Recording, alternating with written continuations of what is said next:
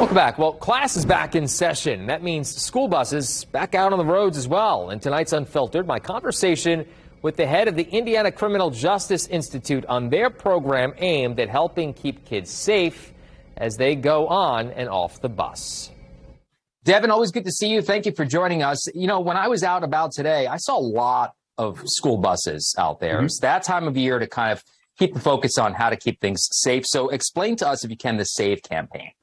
Sure. So the SAVE campaign, or the School Bus Stop Arm Violation Enforcement Program, is a program that we developed here at the Criminal Justice Institute to kind of help draw attention to school bus stop arm violations that occur and help provide some funding to law enforcement agencies to work with schools and school transportation agencies to provide some law enforcement presence along school bus routes to help eliminate school bus stop arm violations. Well, go ahead. And why is that so important? Because over the years, whenever we've done stories on this specific topic, we've always heard, well, you know, the police can only be in so many places at so much time. So what does the money provide, and how does that work? Yeah, so the money provides funding, like I said, for overtime enforcement. So these are additional patrols that would take place along with the traditional enforcement activities that a law enforcement agency would work with a school on anyway. So this is just above and beyond the normal. So as you're right, I mean, that's a good point. Law enforcement can't be everywhere every time. They can't follow every single school bus in the state.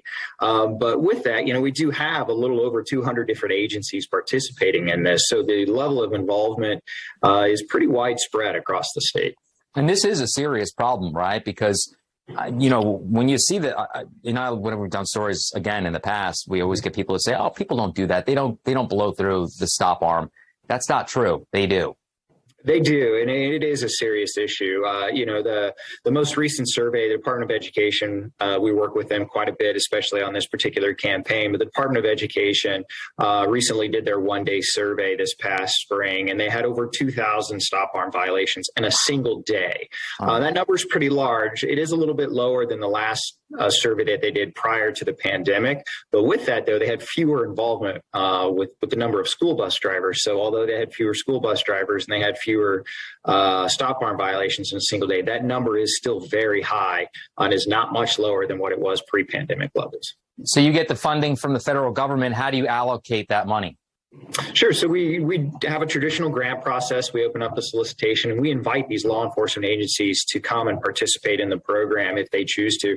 We have some law enforcement agencies, this is the only program they participate in. That's how much they believe in this particular program and how much they really want to provide safety or safe bus route travel for the kids at school. But we have a lot of other agencies that work not only on the SAVE campaign, but others as well. In central Indiana, how many agencies do you know off the top of your head? I don't know off the top of my head, but some ones that we work with quite a bit here in central Indiana. IMPD is involved, Avon PD, Danville. We have several others around the central Indiana or Marion County and the Donut County surrounding the city of Indianapolis as well. For folks out there who maybe are watching tonight, what should they know? Yeah, just know that, law enforcement's out there. They're helping provide safe route. But, at the end of the day, it's really important, treat those school buses and those school bus stops, especially known ones, as if those are your kids getting on and off the bus. How would you want, if that was your child getting on the bus, would you want somebody blowing the stop arm? And the answer is probably no. But, big things are slow down. Pay attention, put the distractions away in the morning. We know these school buses are out. It's new not only for the motorists, but we've got a lot of kids. We got a lot of first-time kids getting on the bus that kids have never ridden the bus before. And so they don't quite understand as well as some of the older kids do. But just slow down, take a little extra time, and pay attention. What are some of the penalties before I let you go?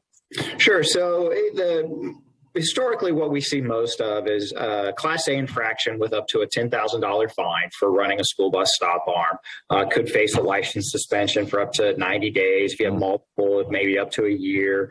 There is a reckless driving component that could be added on in more serious incidents that could be a misdemeanor. If it is a tragic event, possibly even a felony. Some serious offenses. Okay, well, Devin McDonald, thank you so much for joining us. We really appreciate it.